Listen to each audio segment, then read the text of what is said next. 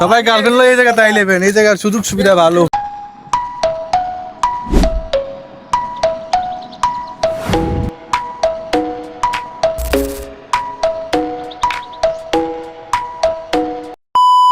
Hello friends, আসসালামু আলাইকুম। আমি হৃদয়, আপনারা দেখছেন হৃদয় তামিল ব্লগ। তো আজকে হঠাৎ করে চলে আসলাম সীতাকুণ্ড গুলিয়াখালী সি বিচে। তো কোনো প্ল্যান ছাড়াই চলে আসলাম।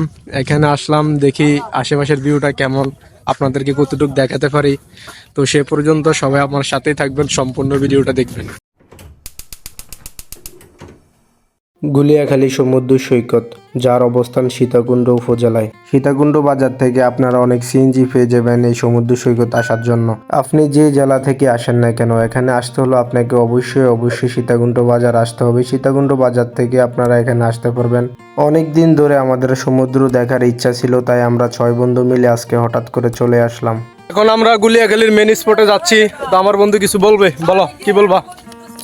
সবাই গার্লফ্রেন্ড লয়ে এই জায়গা তাই নেবেন, এই জায়গার সুযোগ সুবিধা ভালো। ছি, এগুলা কি বলে? আমরা তো অলওয়েজ সিঙ্গেল জীবনটাই তো ভালো। এতে মাই একটা লগে 24 ঘন্টা কত কয়, এটা হচ্ছে মিথ্যা কথা। আমি সিঙ্গেল, অলওয়েজ সিঙ্গেল। তামুজ জামাই কিছু ক হাতে রে। আমি সিঙ্গেল।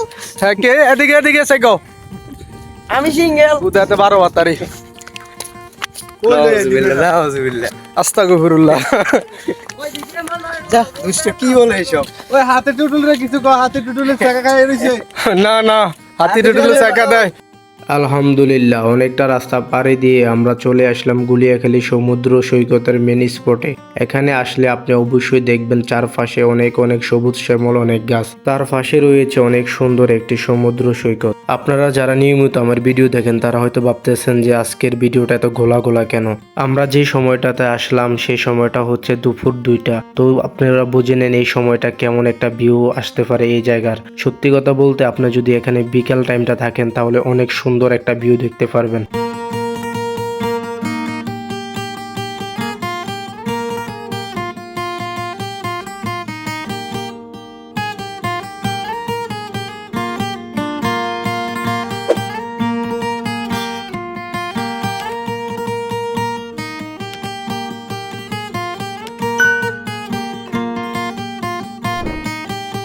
আপনারা যারা একদিনের ভিতরে অনেকগুলা জায়গা ঘুরতে চান তাহলে অবশ্যই সীতাকুণ্ড উপজেলায় চলে আসবেন। আপনারা একসাথে 2টা জায়গা ঘুরতে পারবেন, পাহাড় সমুদ্র।